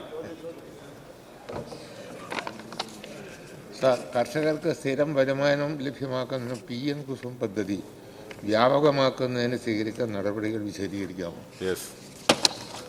ഏകദേശം 1 ലക്ഷം പമ്പുകൾക്കാണ് പ്ലാൻ ചെയ്തിരിക്കുന്നത്. 5 ലക്ഷം പമ്പുകളുള്ളത് 1 ലക്ഷം പമ്പുകൾക്ക് ഇപ്പം തന്നെ 50,000 പമ്പുകൾക്കായിട്ടുണ്ട്. അത് കൃഷിക്കാർക്ക് അവരുടെ ചെലവും കഴിച്ച് മിച്ചം കിട്ടും. ഒരു 5 ഏക്കർ 2,000 രൂപ ഇലക്ട്രിസിറ്റി ചാർജ് അടയ്ക്കുന്ന ഒരു കൃഷിക്കാരന് ഏകദേശം 8 മാസം കഴിഞ്ഞപ്പോൾ 14,000 രൂപ ഇങ്ങോട്ട് കിട്ടുന്ന രീതിയിലാണ് അനുഭവത്തിൻ്റെ പേരിൽ വിളിച്ചത്. അതുകൊണ്ട് കൃഷിക്കാർക്ക് അഡീഷണൽ ഒരു ഇൻകം കിട്ടുന്ന രീതിയിലാണ് അത് പ്ലാൻ ചെയ്തിരിക്കുന്നത്. ശ്രീ മുരളി പെരുന്നള്ളി ചുമതലപ്പെടുത്തിയ പ്രകാരം ശ്രീ കെ ബാബു നെന്മാറ. സാർ, 124 വർഷത്തിൽ ഏറ്റവും ചൂടേറിയ വർഷം 2024 അത് വാർത്തകൾ കൊണ്ടല്ല, താപനില കൊണ്ടാണ്. സർ, ആ അറ്റ വേനൽ വറുതിയിൽ പോലും 1 മിനിറ്റ് കറണ്ട് കട്ടില്ലാതെ ഈ സംസ്ഥാനത്തെ മുന്നോട്ട് നയിച്ച വകുപ്പ് മന്ത്രിയെയും അതുപോലെ തന്നെ ഉൽപ്പാദന രംഗത്ത് വലിയ തോതിൽ വളർച്ച വൈദ്യുതി രംഗത്തുണ്ടാക്കിയ അതിന് നേതൃത്വം കൊടുക്കുന്ന LDF സർക്കാരിനെയും ഞാൻ അഭിനന്ദിക്കുന്നു. സാർ, എൻ്റെ ചോദ്യം ഇതാണ്. പാർശ്വവൽക്കരിക്കപ്പെട്ട ജനവിഭാഗങ്ങൾക്ക് സൗജന്യമായി പുരപ്പുര സൗരോർജ്ജ പദ്ധതി നടപ്പിലാക്കുന്ന ഹരിത ഊർജ വരുമാന പദ്ധതിയുടെ പുരോഗതി വിശദമാക്കാമോ എന്നതാണ് എൻ്റെ ചോദ്യം. സാർ, ഏകദേശം ഈ ഗവൺമെൻറ് അധികാരത്തിൽ വരുമ്പോൾ 97 കോളനിയിൽ പട്ടികവർഗത്തിന് ലൈറ്റേ കണ്ടിട്ടില്ല. അവിടെ ഇന്നിപ്പോൾ എല്ലാ വീടുകളിലും ലൈറ്റ് എത്തിക്കാനുള്ള ശ്രമം നടത്തുന്നുണ്ട്. 27 കോളനികളാണ് ഇനി ബാക്കിയുള്ളത്. അവിടെ ഇലക്ട്രിസിറ്റി ഗ്രിഡ് ഇല്ലാത്തത് കൊണ്ട് അവിടെ സോളാറും വിൻഡും കൂടി ഹൈബ്രിഡ് വെച്ചുകൊണ്ട് അവർക്കും കൂടി എത്തിക്കാനുള്ള എല്ലാ നടപടികളും സ്വീകരിച്ചിട്ടുണ്ട്. ഉടൻ തന്നെ അത് എത്തിക്കും. ശ്രീ എ പ്രഭാകരൻ. സർ, നമ്മുടെ സംസ്ഥാനത്ത് വൈദ്യുതി ഉൽപ്പാദനത്തിൽ മികവാർന്ന പ്രവർത്തനം നടത്തുന്ന ബഹുമാനപ്പെട്ട വൈദ്യുതി മന്ത്രിയെ ഞാൻ അഭിനന്ദിക്കാൻ ഈ അവസരം ഉപയോഗിക്കുകയാണ്. ഇപ്പോൾ ഡാമുകളിൽ കെട്ടിക്കിടക്കുന്ന ഉപയോഗശൂന്യമായ വെള്ളമുണ്ട്. അതിൽ ഫ്ലോട്ടിംഗ് സോളാർ സ്ഥാപിക്കുന്നതുമായി ബന്ധപ്പെട്ട എന്തെങ്കിലും കാര്യങ്ങൾ ആലോചിച്ചിട്ടുണ്ടോ? ഇപ്പോൾ ഞാൻ കണ്ട ഒരു ചോദ്യം ചോദിക്കാൻ ഉദ്ദേശിക്കുകയാണ്. ഈ പടിഞ്ഞാറെ കല്ലടയിൽ വെള്ളക്കെട്ട് ഫ്ലോട്ടിംഗ് സോളാർ പദ്ധതി നടപ്പാക്കുന്നതിന് എന്തൊക്കെയോ പരിപാടി നടത്തിയിട്ടുണ്ട്. അതൊന്ന് വിശദീകരിക്കാമോ? മറ്റ് ഡാമുകളിൽ അത് സ്വീകരിക്കുന്നതിന് വേണ്ടിയിട്ടാണ്. ഫ്ലോട്ടിംഗ് അല്ലല്ല, ഉപയോഗശൂന്യമായ വെള്ളം കൊണ്ട് വൈദ്യുതി ഉൽപ്പാദിപ്പിക്കുക.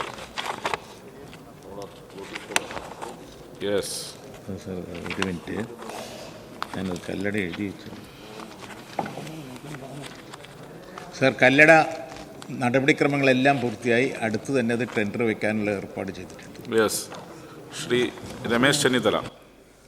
സാർ, ഈ ഗവൺമെൻറ് അധികാരത്തിൽ വന്ന ശേഷം 3 തവണ വൈദ്യുതി ചാർജ് വർദ്ധിപ്പിച്ചു. 7,500 കോടി രൂപയാണ് കേരളത്തിലെ ജനങ്ങളുടെ തലയിൽ വൈദ്യുതി ചാർജായി അടിച്ചേൽപ്പിച്ചത്.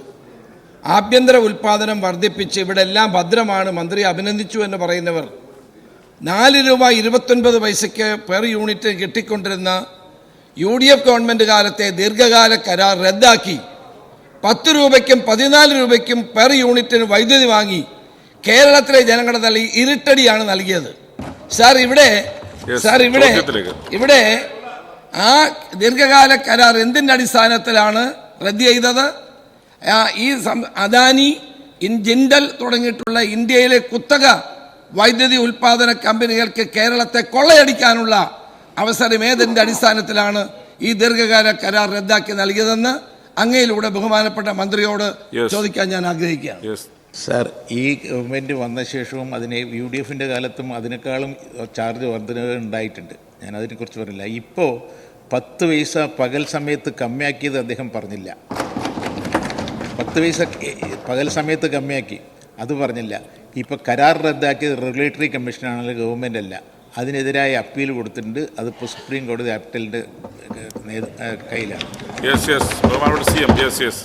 സർ, ഈ ദീർഘകാല കരാറ് യഥാർത്ഥത്തിൽ ആ ഘട്ടത്തിൽ തന്നെ റെഗുലേറ്ററി കമ്മീഷൻ്റെ അനുമതി ഉണ്ടായിരുന്നില്ല. റെഗുലേറ്ററി കമ്മീഷൻ്റെ അനുമതി ഇല്ലാതെ നടപ്പാക്കിയത് സാധാരണഗതിയിൽ അങ്ങനെ നടപ്പാക്കാൻ പാടില്ലാത്തതാണ്. പക്ഷേ ഞങ്ങൾ അധികാരത്തിൽ 2016 വന്നപ്പോൾ ഈ പ്രശ്നം ഗൗരവമായി തന്നെ ക്യാബിനറ്റ് ചർച്ച ചെയ്യുകയുണ്ടായി. ബഹുമാനപ്പെട്ട അംഗം പറഞ്ഞതുപോലെ ആ വൈദ്യുതി നമുക്ക് ലഭിച്ചുകൊണ്ടിരിക്കുകയാണ്.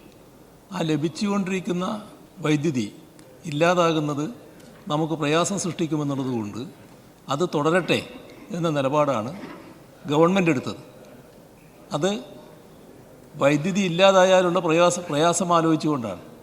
അത് തുറന്നു വരുമ്പോഴാണ് റെഗുലേറ്ററി കമ്മീഷൻ ഈ പറയുന്ന കരാർ റദ്ദാക്കുന്ന നടപടിയെടുത്തത്.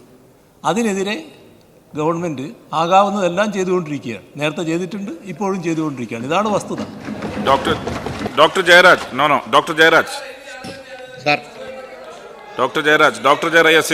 സാർ, അങ്ങ് ഒരു മുതിർന്ന ആളല്ലേ? Yes sir. സാർ, എൻ്റെ ചോദ്യം ഈ ഡൊമസ്റ്റിക് സോളാർ പ്ലാന്റുകളിൽ നിന്ന് ലഭിക്കുന്ന വൈദ്യുതി അതിൽ കേന്ദ്രീകൃതമായ ഒരു സംവിധാനത്തിലൂടെ നടപ്പാക്കാനായിട്ടുള്ള ശ്രമങ്ങളുണ്ടോ? അങ്ങനെ ഉണ്ടെങ്കിൽ ഈ ഉപഭോക്താക്കൾക്കും വൈദ്യുതി ബോർഡിനും എന്താണ് ഉണ്ടാകുന്ന പ്രയോജനം എന്നുള്ളതാണ് എൻ്റെ ചോദ്യം. ചോദ്യം മനസ്സിലായി? ഈ ഡൊമസ്റ്റിക് സോളാർ പ്ലാന്റുകളിൽ നിന്നുണ്ടാക്കുന്ന വൈദ്യുതി, ആ വൈദ്യുതി സ്വാഭാവികമായി തന്നെ ഇത് കേന്ദ്രീകൃതമായ സംവിധാനത്തിൽ കൊണ്ടുവരാൻ ഉദ്ദേശിക്കുന്നുണ്ടോ? ഉണ്ടെങ്കിൽ അതിൻ്റെ പ്രയോജനം എന്താണെന്നുള്ളതാണ് ചോദ്യം. വീടുകളിലെ വൈദ്യുതിയുടെ എക്സസായിട്ട് വരുന്ന വൈദ്യുതി അത് ഒരു സെൻട്രലൈസ്ഡ് പ്ലാന്റിലേക്ക് കൊണ്ടുവരാനുള്ള ശ്രമം ഉണ്ടോ എന്നുള്ളതാണ് ചോദ്യം. വീടുകളിൽ നിന്ന് ഉൽപ്പാദിപ്പിക്കുന്ന എക്സസ് വൈദ്യുതി ഇപ്പം തന്നെ ഗ്രിഡിൽ അത് കൊടുക്കുന്നുണ്ട്. അതിനിപ്പോൾ വൈകുന്നേരം കൂടി സൗകര്യം കിട്ടാവുന്ന രീതിയിൽ ബാറ്ററി സ്റ്റോറേജും പമ്പ്ഡ് സ്റ്റോറേജും വയ്ക്കാനുള്ള ഒരു നടപടിക്രമങ്ങളായിട്ടാണ് മുന്നോട്ട് പോകുന്നത്. ബാറ്ററി സ്റ്റോറേജ് ഇപ്പോൾ തന്നെ 250 മെഗാവാട്ടിൻ്റെ എൻ്റെ സ്റ്റോറേജിന് കേന്ദ്ര ഗവൺമെൻറ് സഹായമൊക്കെ കിട്ടിയിട്ടുണ്ട്. അത് താങ്കൾ തന്ന നിർദ്ദേശം പരിശോധിക്കുന്നത്.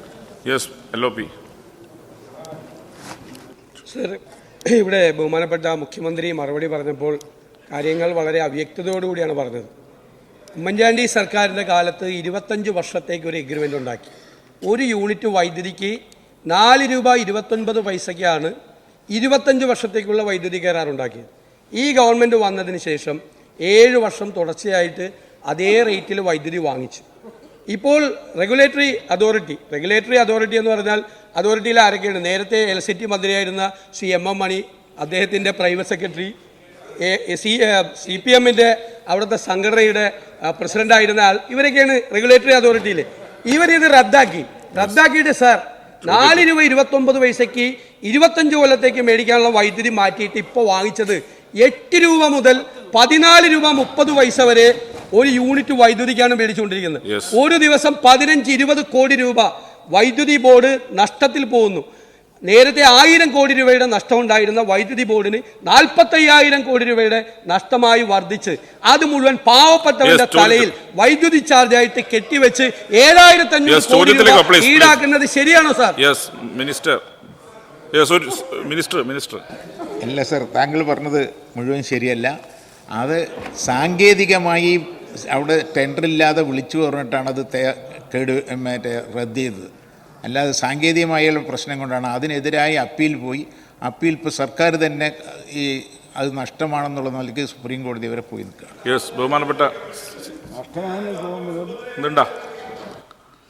ഇത് ബഹുമാനപ്പെട്ട പ്രതിപക്ഷ നേതാവ് പറഞ്ഞ കാര്യം എന്താ? ഞാൻ പറഞ്ഞതിലൊരു വ്യത്യസ്തത അതിലില്ല.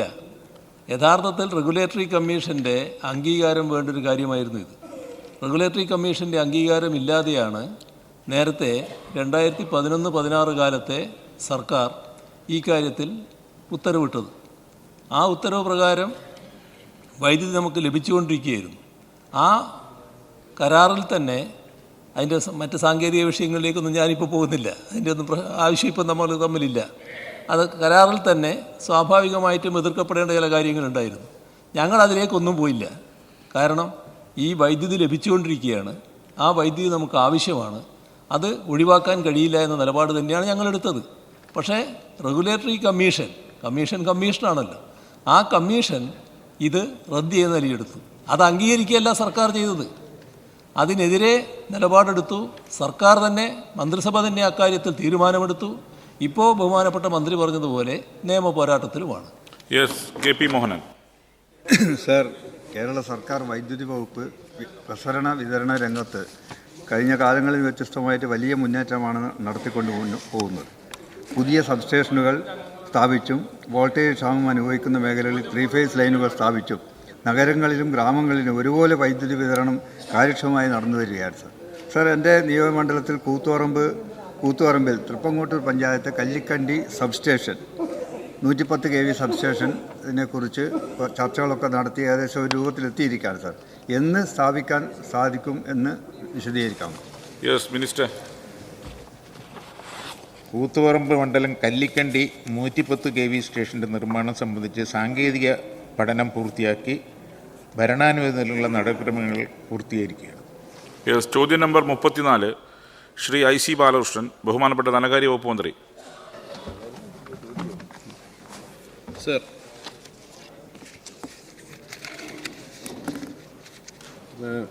പരിശോധിച്ചിട്ടുണ്ട്, ബിയും കൂടെ ചേർത്തിട്ടുണ്ട് sir. RBI reserve bank of ഇന്ത്യയുടെ നിയന്ത്രണത്തിലുള്ള ഒരു NBFC non banking financial company ആയിട്ടാണ് RCFL Reliance commercial finance limited പ്രവർത്തിച്ചിരുന്നത്. RCFL കടപ്പത്രങ്ങൾ ഇറക്കിയത് SEBI securities and exchange board of India നിഷ്കർഷിച്ച നിയമങ്ങൾ പാലിച്ചുകൊണ്ടായിരുന്നു. ഈ കടപ്പത്രങ്ങൾ സെബിയുടെ നിയമങ്ങളും ചട്ടങ്ങളും അനുസരിച്ച് ബോംബെ സ്റ്റോക്ക് എക്സ്ചേഞ്ചിൽ ലിസ്റ്റ് ചെയ്തിട്ടുണ്ടായിരുന്നു. ഇതിനു പുറമെ RCFL പുറത്തിറക്കിയ കടപ്പത്രത്തിന് 2 RBI സെബി അംഗീകൃത റേറ്റിംഗ് ഏജൻസികളുടെ AAA+ ക്രെഡിറ്റ് റേറ്റിംഗും ഉണ്ടായിരുന്നു. ശ്രീ IC ബാലകൃഷ്ണൻ. സർ, ഈ കേരള ഫൈനാൻഷ്യൽ കോർപ്പറേഷൻ്റെ സ്ഥാപനത്തിൻ്റെ ഡിപ്പോസിറ്റ് അംബാനിയുടെ കമ്പനിക്ക് നൽകിയതായി അറിയാൻ കഴിഞ്ഞു. സർ, ഈ ഡിപ്പോസിറ്റ് നൽകുന്നതിന് മുൻപ് ഈ കമ്പനിയെക്കുറിച്ച് പരിശോധിച്ചിട്ടുണ്ടോ? എത്ര ശതമാനം പലിശയാണ് നമുക്ക് ലഭിക്കുമെന്ന് വ്യക്തമാക്കാമോ? മിനിസ്റ്റർ. സർ, 9.1% പലിശയ്ക്കാണ് അവർക്ക് നമ്മൾ ആ സ്ഥാപനത്തിൽ ഇവിടുന്ന് KFC ഡെപ്പോസിറ്റ് ചെയ്തത്. അത് നിയമപരമായിട്ടുള്ള നടപടിക്രമങ്ങൾ പാലിച്ച് റിസർവ് ബാങ്ക് ഓഫ് ഇന്ത്യയുടെയൊക്കെ അടക്കം കണ്ടീഷൻ അംഗീകരിച്ച് അതിൻ്റെ എല്ലാ തത്വങ്ങളും നിയമങ്ങളും അംഗീകരിച്ചിട്ടാണ് ചെയ്തിട്ടുള്ളത്. Second question. സർ, ഈ കേരള ഫിനാൻഷ്യൽ കോർപ്പറേഷൻ നമ്മുടെ സംസ്ഥാനത്ത് ചെറുതും വലുതുമായ വ്യവസായ സ്ഥാപനങ്ങൾ തുടങ്ങുന്ന നിരവധി ലോണുകൾ കൊടുത്തിട്ടുണ്ട്. ഈ സ്ഥാപനങ്ങളൊന്നും മുന്നോട്ട് പ്രവർത്തിക്കുന്നതായിട്ട് കാണാൻ കഴിയുന്നില്ല. നിരവധി സ്ഥാപനങ്ങൾ ഇപ്പോൾ ജപ്തി ചെയ്തിരിക്കും. ഈ ജപ്തി ചെയ്ത സ്ഥാപനങ്ങളുടെ സ്ഥിതി എന്താണ്? ലേലം ചെയ്തിട്ടുണ്ടോ? അത് തുറന്ന് പ്രവർത്തിക്കാനുള്ള സാഹചര്യങ്ങൾ ചെയ്തിട്ടുണ്ടോ? വ്യക്തമാക്കാമോ? മിനിസ്റ്റർ. സാർ, അദ്ദേഹം KFCയുടെ ഇപ്പോഴത്തെ പ്രവർത്തനങ്ങളെപ്പറ്റി വേണ്ടത്ര മനസ്സിലാക്കാതെ മുൻകാലത്തുള്ള അവസ്ഥ മനസ്സിൽ വെച്ചുകൊണ്ടാണ് സംസാരിക്കുന്നതെന്നാണ് എനിക്ക് തോന്നുന്നത്. സാർ, KFC ഈ ഘട്ടത്തിൽ ചോദ്യവുമായി ബന്ധപ്പെട്ട് ഡയറക്റ്റ് അല്ലെങ്കിലും KFC ഈ ഘട്ടത്തിലെടുത്തിട്ടുള്ള ധാരാളം പ്രവർത്തനങ്ങളുണ്ട്. KFCയെ സംബന്ധിച്ച് നേരത്തെ ഈ ഗവൺമെൻറ് വരുന്ന സമയത്ത് അന്നത്തെ മാർക്കറ്റ് റേറ്റ് അധികമായതുകൊണ്ട് തന്നെ ആയിരുന്നു സാർ. 13% വരെയായിരുന്നു sir average rate of interest borrowing നമ്മൾ കൊടുക്കുന്നത്, നമ്മുടെ ഇവിടുത്തെ കടത്തിന് കൊടുക്കുന്നത്. സാർ, ആദ്യ വർഷം തന്നെ അത് 9.5 എത്തിച്ചു. ഇപ്പോൾ റിപ്പോ റേറ്റുകൾ വർദ്ധിച്ചത് കാരണം അല്പം വർദ്ധിച്ചിട്ടുണ്ടെങ്കിൽ പോലും കൊമേഴ്ഷ്യൽ ബാങ്കുകളുമായി വളരെ അധികമായിരുന്ന നമ്മുടെ റേറ്റ് കുറച്ച് കൊണ്ടുവരാൻ പറ്റിയിട്ടുണ്ട്. സാർ, ഏതൊരു സ്ഥാപനത്തെ പോലെയും ഈ KFCയിലും നമുക്ക് കുറേ കിട്ടാക്കടത്തിൻ്റെ പ്രശ്നങ്ങളുണ്ട്. അത് പരമാവധി NPA പരമാവധി കുറച്ചു കൊണ്ടുവരാൻ നമുക്ക് കഴിഞ്ഞു. എന്നാൽ ആളുകളോട്, ബിസിനസ്സുകാരോട് വളരെ പോസിറ്റീവായ സമീപനം എടുക്കണമെന്നുള്ളത് ഗവൺമെൻറ് സ്റ്റാൻഡാണ്. അതിനകത്ത് പരമാവധി ആളുകളെ ബുദ്ധിമുട്ടിക്കാതിരിക്കുന്ന തരത്തിലാണ്. പക്ഷേ ദീർഘകാലമായിട്ട് പണം അടയ്ക്കാതിരിക്കുന്നുണ്ടെങ്കിൽ നമുക്ക് വൺ ടൈം സെറ്റിൽമെൻറ്റ് പോലെയും കാര്യങ്ങളെല്ലാം ചെയ്യുന്നുണ്ട്. ഇനിയായാലും അതേ സമീപനമായിരിക്കും സാർ. KFC 2020-21 6.58 കോടി രൂപയായിരുന്നു സാർ അതിൻ്റെ ലാഭം. അത് 74.04 കോടി രൂപയായി. ഈ പലിശ എല്ലാം കുറച്ച് കൊടുക്കുമ്പോൾ സാർ 10 കോടി വരെ കാർഷിക മേഖലയിൽ ഉള്ള പ്രൊജക്റ്റിന് 5% പലിശയ്ക്ക് ഇപ്പോൾ KFC പണം കൊടുക്കുന്നുണ്ട് സാർ. അതുപോലെ 2 കോടി വരെ സ്റ്റാർട്ടപ്പുകൾക്ക് വേറെ ഗ്യാരണ്ടികളില്ലാത്ത അവരുടെ പ്രൊഡക്റ്റും അതുമായി ബന്ധപ്പെട്ടുള്ള വളരെ ലിമിറ്റഡ് ആയിട്ടുള്ള കൺട്രോൾ വെച്ചിട്ട് 5% പലിശയ്ക്കാണ് അവർക്ക് KFC കൊടുക്കുന്നത്. ബാക്കി സർക്കാർ അവർക്ക് KFCക്ക് ഇൻട്രസ്റ്റ് സബ്വെൻഷൻ കൊടുക്കുന്നതാണ്. വലിയ കൊളാട്ടറൽ ഇല്ലാതെ പ്രൊഡക്ഷൻ്റെ അടിസ്ഥാനത്തിൽ നോക്കി 15 കോടി വരെ ആക്കാൻ തീരുമാനിച്ചിട്ടുണ്ട് ഇപ്പോൾ സ്റ്റാർട്ടപ്പുകളുടെ. 15 കോടി വരെയാണ്. അതിൻ്റെ അടിസ്ഥാനത്തിൽ വലിയ തോതിൽ ആ ബഡ്ജറ്റിനകത്ത് തന്നെ നമ്മൾ പറഞ്ഞിട്ടുണ്ട്, ഇവിടുത്തെ പലപ്പോഴും പറഞ്ഞിട്ടുണ്ട്. അപ്പോൾ അങ്ങനെ നമ്മൾ ചെയ്യുന്നുണ്ട്. നമ്മൾ ഷെയർ ക്യാപിറ്റലിൻ്റെ കാര്യത്തിനകത്ത് ഈ സർക്കാർ വന്നതിന് ശേഷം സർ 300 കോടി രൂപയാണ് അധികമായിട്ട് KFCയുടെ മൂലധനത്തിന് വേണ്ടി വർദ്ധിപ്പിച്ചത്. ഈ ബഡ്ജറ്റിൽ 200 കോടിയും കൂടി പറഞ്ഞിട്ടുണ്ട് സർ. അങ്ങനെ KFC ഇപ്പോൾ തന്നെ 726 കോടി രൂപ അതിൻ്റെ ക്യാപിറ്റലിൻ്റെ കാര്യത്തിനകത്ത് മൂലധനത്തിൻ്റെ കാര്യത്തിൽ വന്നിട്ടുണ്ട്. അതുകൊണ്ട് പൊതുവിൽ KFCയുടെ അങ്ങൊന്നുകൂടെ അന്വേഷിച്ച് നോക്കണം സാർ. ഈ KFC സംബന്ധിച്ച് ഇപ്പോഴത്തെ ലോണുകൾ നിങ്ങൾ കസ്റ്റമേഴ്സിനോട് ചോദിച്ച് നോക്കണം. കുറച്ചുകൂടി നേരത്തെ ഉള്ളതിനേക്കാളും കുറച്ചുകൂടി പുതിയ തരത്തിലാണ്. 7500 കോടിക്കടുത്ത് 4500 കോടിയായിരുന്നു ഈ സർക്കാർ വരുന്ന സമയത്തുണ്ടായിരുന്നു. അതിനു മുമ്പ് ഒന്നാം സർക്കാരിൻ്റെ സമയത്ത് വളരെയേറെ കൊടുത്തിട്ടുണ്ട്. ഇപ്പോൾ 7500 കോടിയിലേക്കാണ്. 10000 കോടിയിലേക്ക് ബോറോയിങ് കൊടുക്കാൻ പറ്റും, കടം കൊടുക്കാൻ പറ്റുമെന്ന തരത്തിൽ തന്നെ KFC മുന്നോട്ട് പോകുന്നു. ബാബു തൃപ്പൂണിത്തുറ. സാർ, KFCയുടെ വ്യവസ്ഥ അനുസരിച്ച് ഏതെങ്കിലും സെക്യൂരിറ്റിയിൽ നിക്ഷേപിക്കുന്നതിന് ബോർഡ് തീരുമാനം വേണം എന്നുള്ള വ്യവസ്ഥ ഉള്ളതായിട്ടാണ് മനസ്സിലാക്കുന്നത്. എന്നാൽ അദാനിയുടെ ഉടമസ്ഥതയിലുള്ള RCFൽ പണം നിക്ഷേപിക്കുന്നതിന്, അംബാനിയുടെ നേതൃത്വത്തിലുള്ള RCFൽ പണം നിക്ഷേപിക്കുന്നതിന് ബോർഡ് മീറ്റിംഗ് കൂടിയിരുന്നോ എന്നുള്ളതിനെക്കുറിച്ച് വ്യക്തത വരുത്തേണ്ടതായിട്ടുണ്ട്. സാർ, എൻ്റെ ചോദ്യം ഈ കാര്യത്തിൽ ഈ നിക്ഷേപം കൊണ്ട് KFCക്ക് എന്ത് നേട്ടമുണ്ടായി എന്ന് വ്യക്തമാക്കുന്നു. Yes minister. സാർ, ഇവിടെ പരാമർശിച്ച ആ നിക്ഷേപം 10000 കോടിയോളം രൂപയാണ് ആ സ്ഥാപനത്തിൽ പൊതുവിൽ നിക്ഷേപിക്കപ്പെട്ടിരുന്നത്. KFCന്ന് 60 കോടി രൂപ അതിലുണ്ടായിരുന്നു.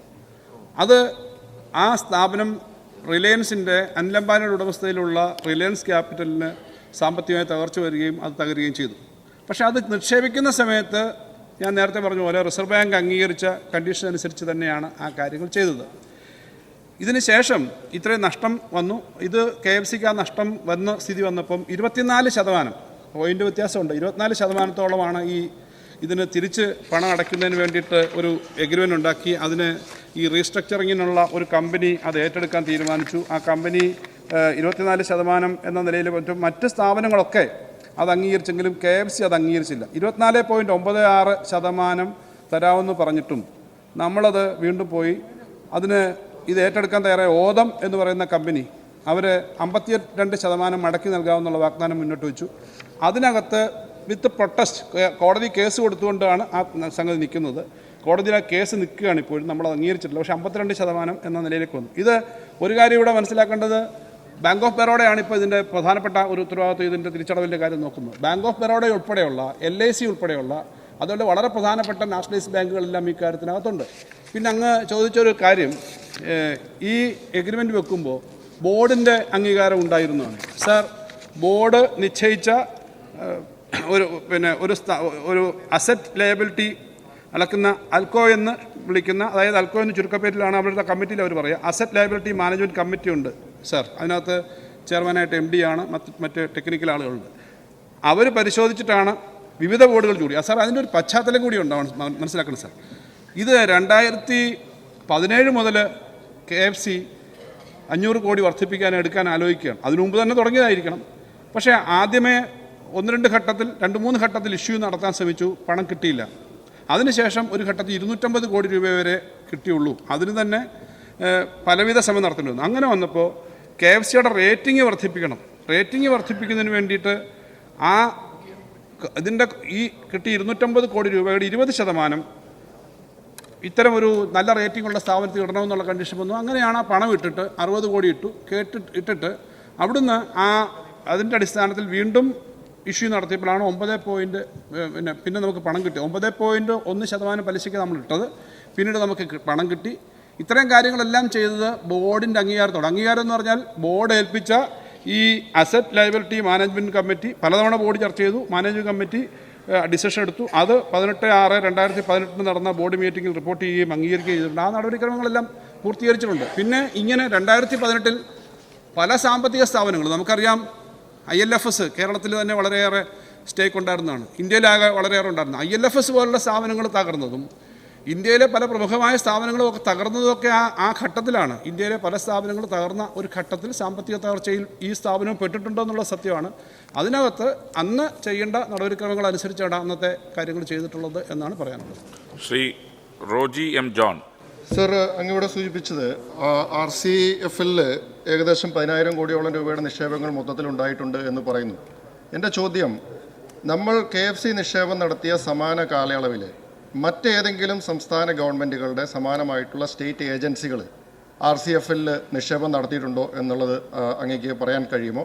അതുപോലെ തന്നെ എന്തുകൊണ്ടാണ് 2018-19 അല്ലെങ്കിൽ 2019-20 ആനുവൽ KFCയുടെ ആനുവൽ റിപ്പോർട്ടിൽ ഈ RCFL നിക്ഷേപത്തെ സംബന്ധിച്ച് വ്യക്തമായിട്ടുള്ള പരാമർശം ഉണ്ടാവാതെ പോയത്? Yes minister. സാർ, ഏതൊക്കെ ഗവൺമെൻറ് എന്നുള്ളതിൻ്റെ കണക്ക് എടുക്കേണ്ടി വരും. പക്ഷേ ആ സമയത്തുണ്ടായിരുന്ന നിക്ഷേപം ഏകദേശം 10,000 കോടി ഇന്ത്യയിലെ പ്രമുഖമായ ധനകാര്യ സ്ഥാപനങ്ങൾ, ഞാൻ പറഞ്ഞത് വളരെ കൃത്യമായി ഈ കാര്യങ്ങളൊക്കെ പരിശോധിക്കാൻ പറ്റുന്ന നാഷണലൈസ്ഡ് ബാങ്കുകൾ ഉൾപ്പെടെയുള്ള സ്ഥാപനങ്ങളുടെ കാര്യം ഞാനിവിടെ പറഞ്ഞു. RBI ഏൽപ്പിച്ചിരിക്കുന്ന ഏജൻസികളുടെ റാങ്കിംഗ് ഉണ്ട്. സാർ, ഇതിനകത്ത് പിന്നെ ഇവിടെ പറയുമ്പോൾ അവിടെ പ്രതിപക്ഷ നേതാവ് അങ്ങോട്ട് പറയുന്നുണ്ട്. അതുകൊണ്ട് അദ്ദേഹം ആ ചോദ്യം ഒന്നുകൂടെ ഒന്ന് ആവർത്തിക്കാമോ? കാരണം പ്രതിപക്ഷ നേതാവ് അങ്ങോട്ട് നിന്ന് സംസാരിച്ചുകൊണ്ട് എൻ്റെ ശ്രദ്ധ അങ്ങ് പോയി. ആ ചോദ്യം. എൻ്റെ ചോദ്യം 2018-19, 19-20 ആനുവൽ റിപ്പോർട്ട്, KFCയുടെ ആനുവൽ റിപ്പോർട്ടിൽ എന്തുകൊണ്ടാണ് ഈ RCFL ഉണ്ടായിരുന്ന നിക്ഷേപത്തെ സംബന്ധിച്ച് കൃത്യമായിട്ടുള്ള പരാമർശം ഉണ്ടാവാതെ പോയത്? ആനുവൽ റിപ്പോർട്ടിൽ എന്തുകൊണ്ട് പരാമർശം ഉണ്ടായില്ല? സാർ, ബാങ്കുകളുമായിട്ടുള്ള ടേം ഡെപ്പോസിറ്റ് എന്ന തലക്കെട്ടിൽ വാർഷിക റിപ്പോർട്ടിൽ ഈ കാര്യങ്ങൾ ചൂണ്ടിക്കാണിച്ചിട്ടുണ്ട്. 2018 ക്രെഡിറ്റ് റേറ്റിംഗ് മെച്ചപ്പെടുത്തലിൻ്റെ ഭാഗമായി 60.80 കോടി രൂപ RCFL-ൽ നിക്ഷേപിച്ചപ്പോൾ ടേം ഡെപ്പോസിറ്റുകൾക്കായി NDC എന്ന തലക്കെട്ടിൽ വാർഷിക റിപ്പോർട്ടിൽ ഉൾപ്പെടുത്തി. തുടർന്ന് എല്ലാ വർഷവും ഇത് വാർഷിക റിപ്പോർട്ടിൽ ഉൾപ്പെടുത്തിയിട്ടുണ്ട്. Shri doctor Mathew Kuzhalnadan, not in the seat. Shri Ahammad Devarkovil.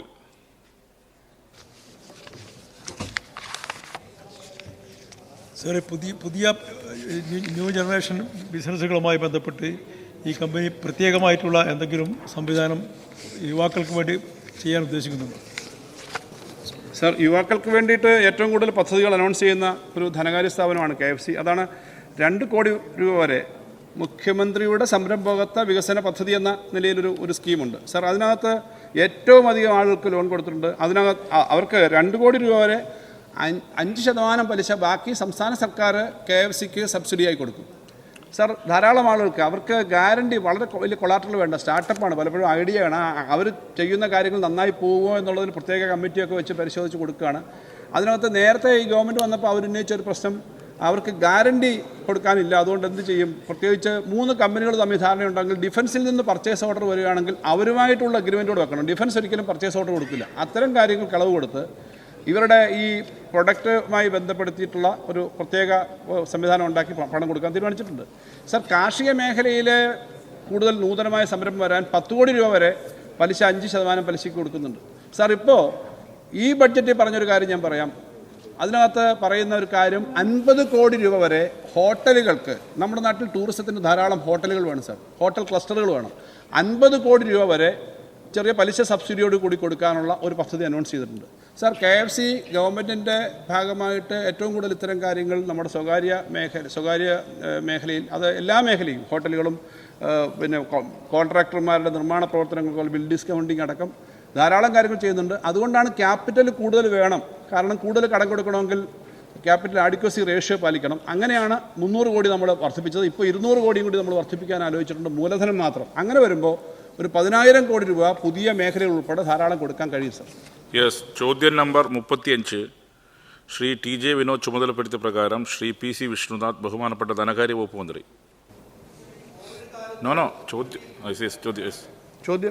ചോദ്യം ഉത്തരം പറയണ്ടേ? ചോദ്യം 5ാമത്തെ ചോദ്യം. യെസ്, ആൻസർ ടേബിൾ ചെയ്തോ ധനകാര്യമന്ത്രി? ആൻസർ ടേബിൾ ചെയ്തോ? Yes. Shri PC Vishnunath. Sir, Covid കാലത്ത് പർച്ചേസിനെ സംബന്ധിച്ച് C&AG ഗുരുതരമായ കണ്ടെത്തലുകൾ നടത്തിയിരിക്കുകയാണ്. 10 കോടിയുടെ ക്രമക്കേട് ഉണ്ടായിരിക്കുകയാണ്. 550 രൂപയുടെ PP കിറ്റ് 1500 രൂപയ്ക്ക് വാങ്ങിച്ചിരിക്കുകയെന്നൊക്കെ പറഞ്ഞിരിക്കുക. ഇത് സംബന്ധിച്ചൊരു ധനകാര്യ പരിശോധന നടത്തിയിട്ടുണ്ടായിരുന്നു, ആരംഭിച്ചിട്ടുണ്ടായിരുന്നു. ആ ധനകാര്യ പരിശോധനയുടെ ഇപ്പോഴത്തെ സ്ഥിതി എന്താണ്? ആ പരിശോധനാ റിപ്പോർട്ട് ധനകാര്യ വകുപ്പിന് കിട്ടിയിട്ടുണ്ടോ? Yes minister. സാർ, ഇത് ധനകാര്യ പരിശോധനാ വിഭാഗം ഇതിൻ്റെ ഒരു അന്വേഷണം നടത്തുന്നുണ്ട്. ബഹുമാനപ്പെട്ട ആരോഗ്യവകുപ്പ് മന്ത്രി തന്നെ ആവശ്യപ്പെട്ടതനുസരിച്ചാണ് നമ്മൾ ആ അന്വേഷണം തുടങ്ങിയത്. അത് സംബന്ധിച്ച് അവിടുത്തെ ചില സ്പെസിഫിക്കായ കേസുകൾ സംബന്ധിച്ചാണ്, പ്രത്യേകിച്ചും പർച്ചേസുമായി ബന്ധപ്പെട്ടിട്ട് അല്ലെങ്കിൽ ഓഫീസ് ഡേറ്റയുമായി ബന്ധപ്പെട്ട്, അല്ലാതെ അങ്ങ് പറഞ്ഞ പോലെ കാര്യങ്ങളല്ല. അതിൻ്റെ വളരെ വലിയൊരു പഠനം നടത്തിയിട്ടുണ്ട്, അല്ലെങ്കിൽ ഡേറ്റ കളക്ട് ചെയ്തിട്ടുണ്ട്. വളരെ വലിയൊരു ഡേറ്റ നമ്മുടെ ഫിനാൻസിൽ ഇൻസ്പെക്ഷൻ വിങ്ങിന് കിട്ടിയിട്ടുണ്ട്. അതിൻ്റെ പരിശോധന, ബാക്കി നടപടിക്രമങ്ങൾ പൂർത്തീകരിച്ച് അടിയന്തരമായിട്ട് അത് പൂർത്തിയാക്കി തരും എന്നുള്ളതൊരു തർക്കമില്ല. പക്ഷേ നേരത്തെ ഈ അങ്ങ് പറഞ്ഞ കാര്യങ്ങൾ പരാമർശം നടത്തി, അത് പിന്നീട് ചർച്ച ചെയ്യുന്ന ഘട്ടത്തിൽ CNDG റിപ്പോർട്ടിനെ പറ്റിയൊക്കെ ആണെങ്കിലും ഇന്ത്യയിലെ പല സംസ്ഥാനങ്ങളിലും നടത്തിയ അന്ന് ആരോഗ്യം സംരക്ഷിക്കാൻ വേണ്ടി നടത്തിയ പർച്ചേസുകളെ ഇതുമായി കൂട്ടിക്കെട്ടുന്നത് ശരിയല്ല. അത് കർണാടകത്തിൻ്റെ അവിടുന്ന് വാങ്ങിയ വിലയുണ്ട്, അന്ന് തന്നെ കോൺഗ്രസ് ഭരിച്ചിരുന്ന സംസ്ഥാനങ്ങളുടെ വിലയുണ്ട്. ആ സമയത്ത് സാധനങ്ങൾ കിട്ടുക എന്നുള്ളത് വളരെ പ്രധാനമായിരുന്നു. അപ്പോൾ അതിനെ സംബന്ധിച്ച് അത് നോക്കണം. അതും ഇതുമായി കൂട്ടിക്കെട്ടുന്നത് ശരിയല്ല. ഇവിടെ ഗവൺമെൻറ് തന്നെ ഒരു അന്വേഷണം നടത്തി അതിൻ്റെ ഡീറ്റെയിൽസ് കളക്ട് ചെയ്യുകയാണ്. ഡീറ്റെയിൽസ് വന്നിട്ടുണ്ട്. അതിൻ്റെ റിപ്പോർട്ട് താമസിയാതെ സബ്മിറ്റ് ചെയ്യാൻ പറ്റുമെന്നാണ് ഫിനാൻസ് ഇൻസ്പെക്ഷൻ വിങ്ങിൽ നിന്ന് മനസ്സിലാവുന്നത്. ഓർഡർ. ചോദ്യോത്തരവേള അവസാനിച്ചിരിക്കുന്നു.